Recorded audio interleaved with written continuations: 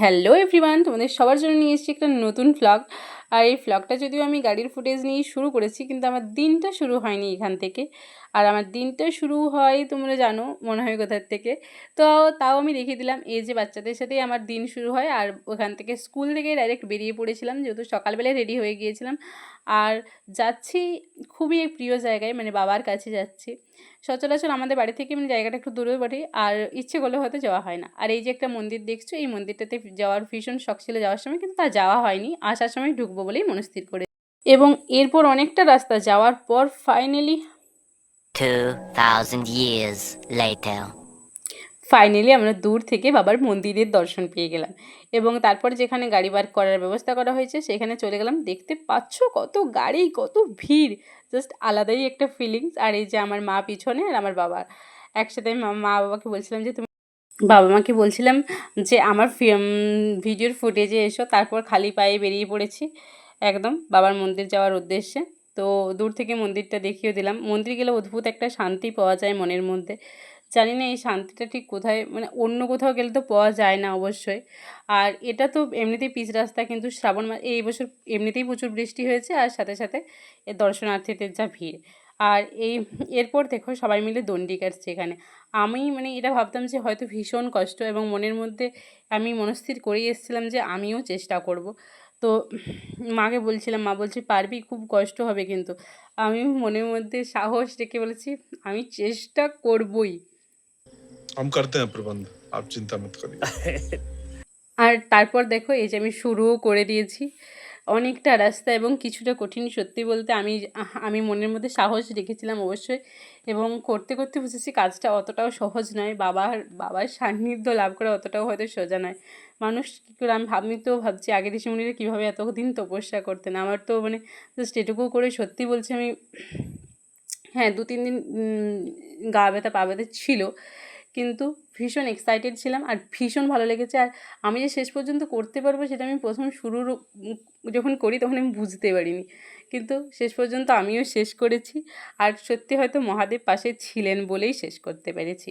একটা সময় তো মনেই হয়েছিল যে আমি বোধহয় আর পারবো না, কিন্তু যাই হোক আমি এটা কাউকে বলিনি যে আমি পারবো না, আমার কষ্ট হচ্ছে। আমি চেষ্টা চালিয়ে গিয়েছিলাম, যখন আমার মনের মধ্যে শুধু এটাই চলছিল যে সবাই যখন পারছে আর আমিও পারবো। এই জন্য বাবা বললেন, अरे टेंशन नहीं लेने का, अपुन है ना। এটা যেন মহাদেবই বললেন আমাকে। তো তো তারপর দণ্ডি কাটার পর আমাদের ছিল জল ঢালার পালা। তো জল আবার পুকুরে নেমে স্নান করে এই যে দেখো জল ঘটিয়ে নিয়ে দাঁড়িয়ে পড়েছি। अरे बेटे तुझे थकान नहीं लग रही क्या? তো তারপর আমার জননী এই ফুটেজগুলো নিয়েছে। তো তারপর এখানে সবাইকার আরও স্নান করা দেখাচ্ছিলেন। অ্যান্ড দেন আমি নতুন নতুন না মানে শুকনো জামা কাপড় পরে রেডি হয়ে গিয়েছিলাম, আর মাকে খুঁজছিলাম কারণ মায়ের জল ঢালার ফুটেজ নেবো ভাবছিলাম। কিন্তু এখানে এসে দেখি মায়ের জল ঢালা কমপ্লিট, আর বাবা তো ভীষণই কাঁপছিলেন, ঠান্ডা জল ছিল আর বৃষ্টি হচ্ছিল বলে। अच्छा हमको सिखा रिया है। তো তারপর বাবার মন্দিরের পাশে ছিল আমার বড় মার মন্দির, আর বড় মার মন্দিরে যাবো না এটা হয়। তো তারপর বেরিয়ে পড়েছি, আর বাবা বলেছিলেন যাওয়ার সময় একটা মন্দিরে ঢুকবো।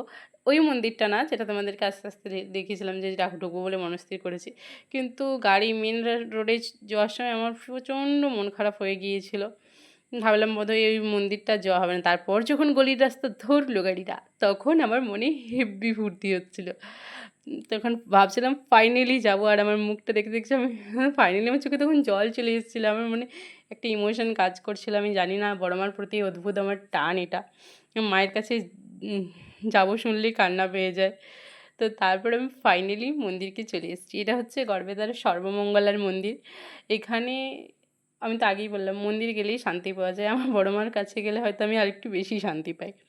তো তারপর আর এখানে হচ্ছে আমি আগেই বলি, এখানে কোনো মানে ফুটেজ কিংবা ফটো অ্যালাউ নয় মন্দিরের ভিতরে। মন্দির মায়ের বিগ্রহের কোনো ফটো হবে না বা ভিডিও হবে না। আর আমি মন্দিরটা ঢুকছিলাম, মন্দিরের সাইডের কিছু কিছু ক্লিপ আমি নিয়েছি, খুব একটা বেশি নিতে পারিনি। আর এই যে দেখো আমার মুখে হাসিটা দেখতে পাচ্ছ, আর চোখটাও দেখলে বুঝতে পারবে যে আমি একটু আগে কান্নাই করছিলাম। তো তারপর এই যে সাইডগুলো একটু একটু দেখাচ্ছিলাম। আর এখানে চলছিল বিয়েবাড়ি, দুটো বিয়েবাড়ি হচ্ছিল সর্বমঙ্গলার মন্দিরে।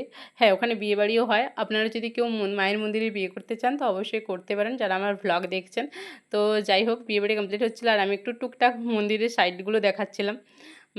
যেহেতু মানে আসল যে মন্দির, সেই মন্দিরের কোনো ভিডিও চলবে না বা মায়ের বিগ্রহের কোনো ভিডিও বা ফটো চলবে না। তো যাই হোক, আমি সেটা করতেও যাইনি। আর তারপর চলে এসেছিলাম যে মন্দিরটা তোমাদেরকে দেখিয়েছিলাম রাস্তায় আসার সময়, যে এটা ঢুকবো বলে মনস্থির করেছিলাম, শ্রী কৃষ্ণরায়জির মন্দিরে। এটা হচ্ছে কৃষ্ণরায়জির মাসির বাড়ির মন্দির। তো চলে এসেছিলাম এখানে। আর যেহেতু অনেক দুপুরবেলা এসেছিলাম, সব কিছু বন্ধ ছিল, তো মন খারাপ হয়ে গেছিলো। যাই হোক, থ্যাংক ইউ আমার পুরো ভিডিওটা দেখার জন্য। অনেক অনেক অনেক বেশি ধন্যবাদ।